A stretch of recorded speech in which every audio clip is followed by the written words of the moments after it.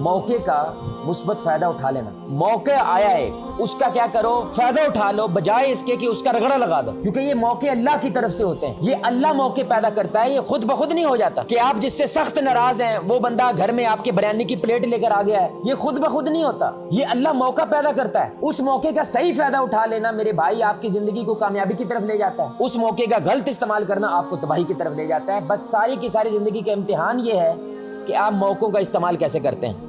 اور ہمارے نبی صلی اللہ علیہ وسلم جب بھی کوئی ایسا موقع آیا جو موقع بظاہر جو ہے وہ تکلیف دہ ہے, آپ اس کا مثبت استعمال کر کے لوگوں کی کایا پلٹ دیتے تھے, لوگوں کو ہدایت کے راستے پہ لے آتے تھے. یہ ہمارے نبی صلی اللہ علیہ وآلہ وسلم کی متواتر سنت ہے, جو کہ یقیناً ہمارے معاشرے کے اندر اس کی بڑی کمی ہے. کیونکہ ہمیں موقع چاہیے کسی کو مشرک ثابت کرنے کا, ہمیں موقع چاہیے کسی بندے کو نظروں سے گرانے کا, ہمیں موقع چاہیے کسی طریقے سے یہ ثابت کرنے کا کہ تو گندا آدمی ہے میں اچھا آدمی. ہمیں موقع چاہیے.